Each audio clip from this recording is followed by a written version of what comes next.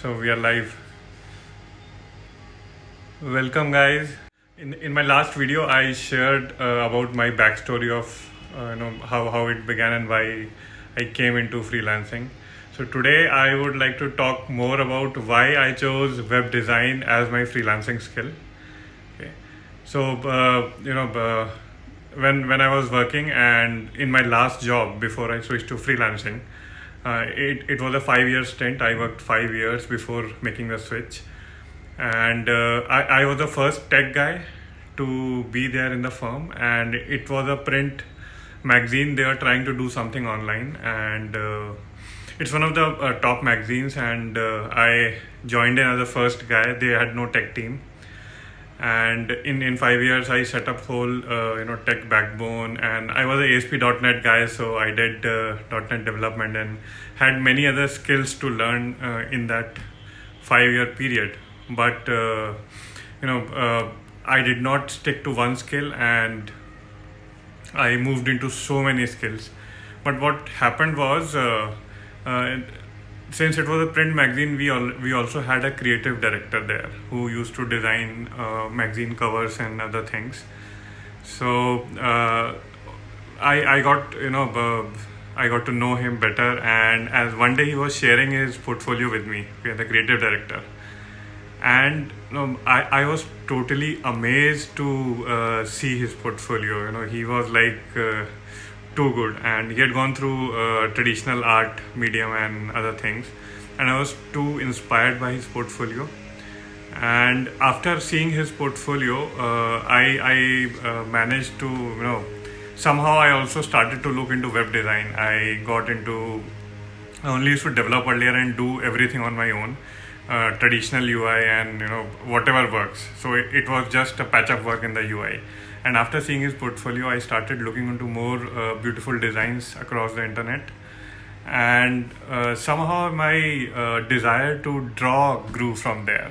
And I was wondering whether I should join. I had a sudden desire to join a full-time art school and start drawing from there. But again, I feared that what would people say at this age if I join a college, if I join an art college, what would people say?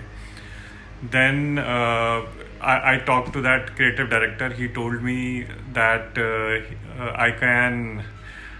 he can give me a private tuition, and he does that for people. So that was one way out for me.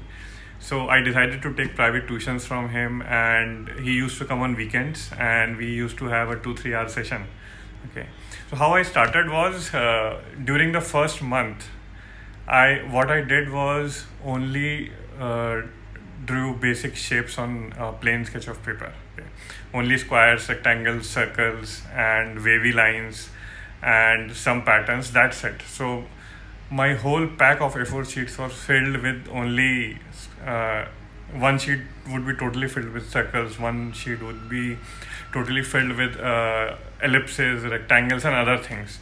Okay. So he told me you should get your fundamentals right, and because every other shape is made of these basic shapes only, and if you are able to get these right, drawing complex shapes would not be difficult. So I started doing that, and from the next month, when I had enough practice of the basic shapes, he allowed me to draw anything. Okay.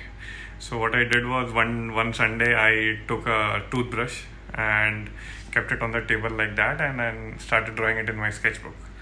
And 5 hours went by, 4 to 5 hours went by, and when I came in, I awoke, and so I was totally busy into drawing, and I was in the zone, and I did not know what was happening around me. It was so intensive, and when I completed the drawing, I noticed that 4 to 5 hours have passed, and it was I felt free while I drew those things. Okay. And from then I somehow started to long for that feeling.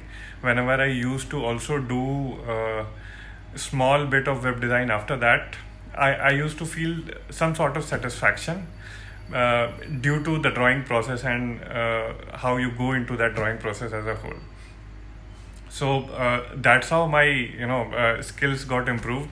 And after practicing for a couple of months, I started to see very basic fundamental mistakes in design. Even in web design, I could identify that aligning proper alignment was not there, some margins were missing, and in forms correct and consistent spacing was not there between fields and text boxes or drop downs and other things.